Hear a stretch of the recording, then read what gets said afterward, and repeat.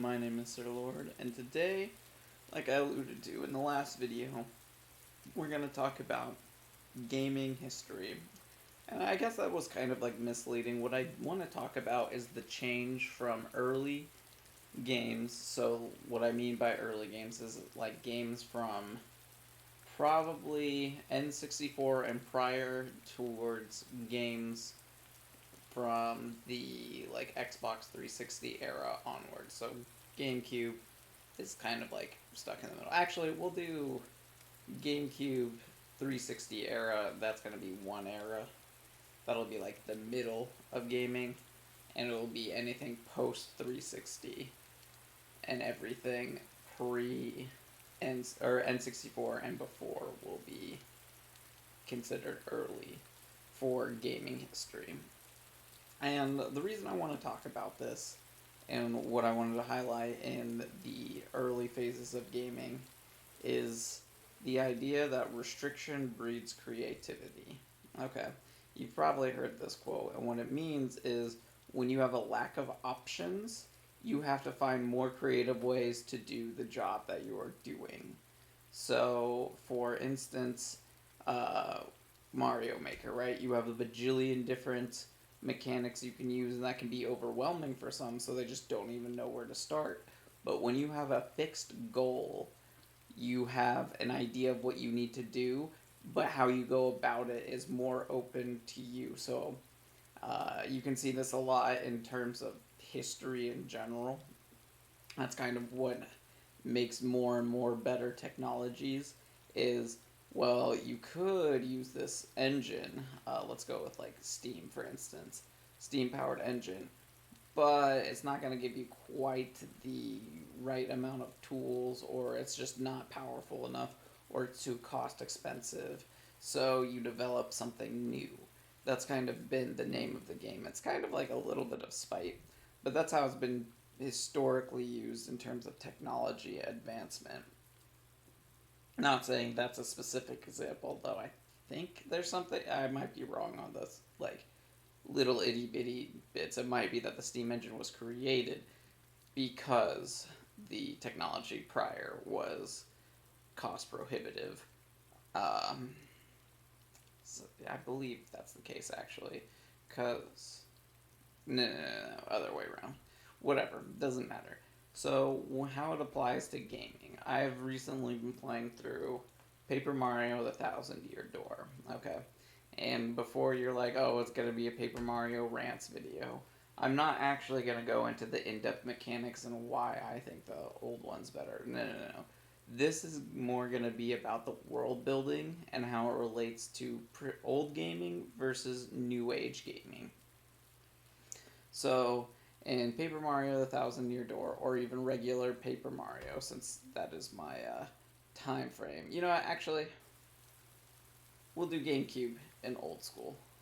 Yeah, GameCube and old school, 360 onwards, new school. Final verdict. That's gonna be it. All right, but in those games, there was a lot more technical limitations, and honestly, even in the 360, 360 can come in the old school. It's been like 15 years. Um, More than 15. Nah, 15. Yeah, 15-ish years. Um, so, before we got to more modern day consoles where you had insane amounts of space, processing power, these games only had so much you could fit on a disc, right? You were very limited in what you could put in your game. So you had to make the hard cuts. You had to figure out little shortcuts in order to create your game.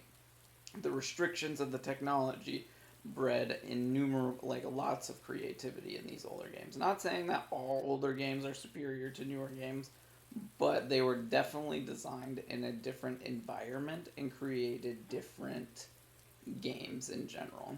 So, going back to Paper Mario, though. In Paper Mario, the world building of the game is honestly a staggering. Like, it's crazy how well they're able to tell visual stories. So, visual storytelling just like seamlessly. You have all sorts of environments that are just like, whoa, what the heck is happening here? Like, for instance, you first get onto that boat. You're going to help find or help Princess Peach. This is the beginning of the game, so if you're spoiled on that, like, I can't help you. And you get off the boat, and you are in this dump of a town. Like, this is the ghetto Mario edition. Like, you have buildings that are all decrepit, destroyed. There's graffiti everywhere. There's literally a noose in the center of the town. Yes, like actually a noose in a Mario game. I am not kidding. You could look it up, Rogueport, and you'll see it. Like, it doesn't even matter what else the context is. It's literally in the center of town. It's the first thing you see once you leave the harbor is the noose. It's crazy. Um, but you go in and you see all these like weird denizens. You see all the broken fences, graffiti, bricks that are on the ground. There's trash and litter, and it tells you this isn't the greatest of places to live, right? This might not be the most upstanding of towns, and it doesn't tell you any of that. Like, you just see all of it, every single bit. But in more recent games, you don't quite get that. You don't get the visual storytelling of the town giving you an idea of what the village or town or city is. It's always exposition based. It's this place is a mining facility that was built 300 years ago by my great grandpappy. Instead of actually making the town very much feel and visually cater to the mining. Like, you don't have to tell me that it's a mining town. You can just show me that it's a mining town. Okay? That's what the visuals in games are supposed to be for. And I feel like we've kind of lost that in terms of demanding visuals for scale. So in more modern days, there's the money shot.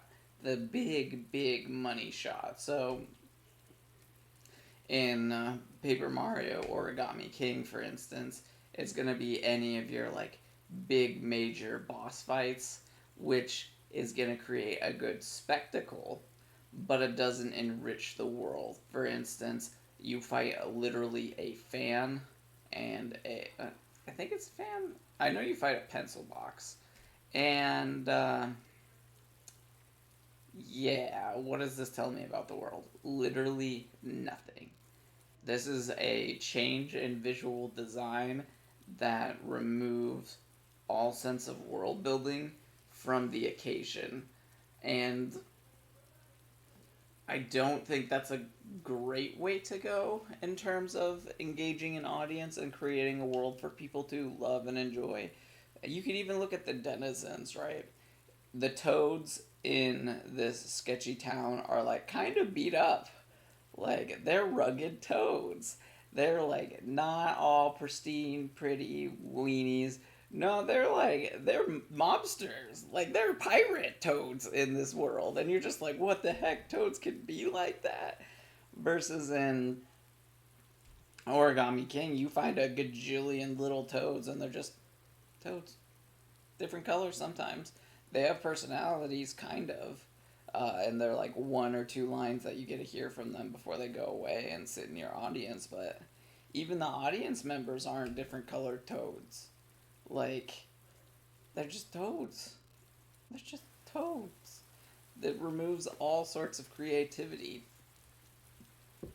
and wonder from the world.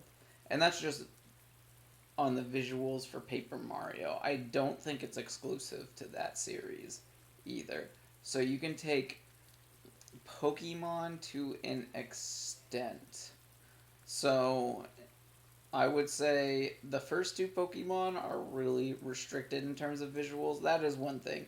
The older you get or the less technology, the harder it is to like really show everything. But let's go with Ruby, Sapphire, and Emerald, the GameCube era of, or not GameCube, Game Boy, my bad, Game Boy era of Pokemon. In those games, you had all these different towns with very different aesthetics. You had the Hot Springs town. You had the like rock city town with the cool clock tower, and the ground was different. It was paved all with rocks or with bricks. Rustboro, for those who are curious. You have the island town. You have the town that's built in a volcano, and like all of these settings and places are very unique in terms of visuals. When you get to Sword and Shield, like I just kind of don't get that same sense of difference in towns. Like some of them are better. Like there's the Mushroom Town. That one's pretty cool. But a lot of the building architecture is the same. Granted, it's not much different in Ruby, Sapphire, and Emerald. But like the color palette changes in those games. You also have like different major buildings. They look different. While in the newer games, they're pretty samey, and most of the time you can't enter them. The townspeople seem uninterested, and granted, maybe Pokemon was a terrible example. Mm, yeah. No. Yeah, I still feel like I don't really care to talk to all the newer age NPCs, while in the old school ones, I was just like talking. Also, the like little sprites gave way more room for interpretation. I always thought that the red shirt ladies with the orange pants, like, they looked funny. I don't know why. I just always thought they looked funny as a kid. But nowadays, everyone looks way more generic, human, and normal, and it kind of detracts from the wacky nature of the world. That's what I might be say we are missing. We're missing wacky, weird, and fun. That's what's missing from these worlds. Going back to Paper Mario, the Koopas, all the enemy Koopas have freaking shades. Shades, like sunglasses, all of them. Because that is a part of their visual distinctness from normal NPC Koopas. If they have shades, they're bad guys. If they don't have shades, they're good guys. A little bit of like visual cues for you. But like even in let's go with Super Mario Odyssey versus Mario 64. These are games that I think definitely Mario Odyssey definitely does it better than most.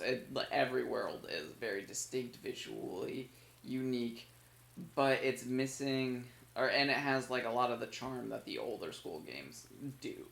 Like 100%. But it's in some of like the weird moons there's just kind of a lack of presence, right? Like some of the moons you're just gonna forget in like 5 seconds. Like I could play that game again, and I'm not gonna remember like half the moons. Not saying that the density is bad. It's just not all of them have like the love and care put into them. But I can go into Mario 64, which yes, it's only 120 stars, but I still remember all 800 and whatever Pokemon, um, and their types, uh, and names, and most of their moveset. Like, it's not the quantity that's hard, it's the quality that is difficult. In Super Mario 64, I can remember every single star. There's ones that I love, ones that I hate. In Mario Odyssey, I can remember a couple. Actually, I can remember a decent chunk. I'd say I could remember about 200 ish moons, like just off the top of my head. But the charm, care, and depth of the world just isn't quite the same as compared to older style games because of this creativity or restriction breeds creativity. The developers had to get sneakier and much more in depth in terms of their worlds to create something that seemed real, but it wasn't real. And I know some of my examples, like Mario Odyssey, is kind of like a stretch. I'll give you that. Paper Mario, definitely not a stretch, though. But don't think I find very many people who argue that the newer games are great in terms of world building. But even in like the more realistic open world games, we're so obsessed with breadth and like the amount of things that they don't give you like the little bits of depth that I think every game really benefits from. Because if you see little things that are, you're like, oh, that makes sense, or that's cute, or oh, I like that they had that in there. Like, it doesn't matter for all people, but they add up, and it shows that the developers love and care for the world.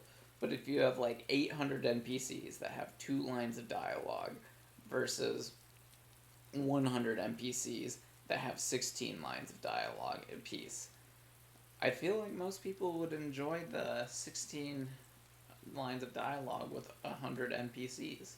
Like quality over quantity. Now, that also is dependent on what game you're playing. Sometimes you can go into the insane stratosphere of depth. For instance, They Are Billions is a game that I think definitely benefits from numbers because of how big you have, or for how long you have to defend yourself, right? A bajillion zombies is awesome because that is a goal. That is your number to achieve. You have to kill 1 billion zombies, which is an insane goal, right? Like that's tough. I've never actually done it, but it's tough. That's an instance where quantity definitely beats quality. Or if you're trying to create like a mishmash system of classes, I believe you can get away with not too much quantity over quality, but you can definitely get through a decent bit. So like Final Fantasy Tactics, for instance, where you have the modular classes where you can have one primary, one secondary. I think that is another way you can, or another place where you can get away with quality or quantity over quality. But in terms of your world, I am 100% in the camp of quality over quantity. Just look at One Piece, one of the best selling comics and like franchises of all time.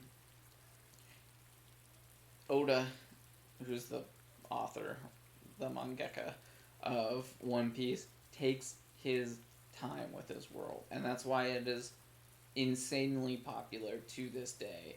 That's why like most of the complaints levied towards One Piece are it's too long, I don't want to start it, it's intimidating. Yes, it is intimidating. Like, I will not detract from that. That is a valid criticism. But if you do embark on that journey, you are met with such a wonderful world. Like, it's unforgettable. Every single island, every single culture, every single arc, every single character has like history, depth, personality, and it really shows that he loves the world, and it makes you want to love the world too. It's kind of an astonishing feat of storytelling, if you ask me. Nothing has quite come close to what he is doing, and I doubt anything ever will, because like it, he has the immense patience to craft his world. He also had the time because he just miraculously was able to do this relatively early in his career, and it's been a 25-year story in the making. Like, insane. Insane. But, I'm kind of just rambling on at this point. All because Paper Mario triggered me, because I really don't like how they handled the newer, like, world design of Paper Mario, which is something that I miss heavily from, the older ones. And it's not just those games that I've been thinking about that on. There's definitely examples of newer games having the depth and complexity. Odyssey, even though I brought it up in this video, is definitely one that strives for that, but it doesn't go very deep into any of it. Um, but let me know what you guys think. Give me your examples. Um, as you probably figured out, I just kind of go into this with a topic and I kind of go from there. But I would be genuinely curious to hear what your guys' takes are, what games you kind of see the parallels to, and have a discussion on that. This would be one of the videos I would like to do a part 2, but that would be in the future after I get comments, if I get comments. But my name's Ben Sir Lord, and let's talk about it. Peace.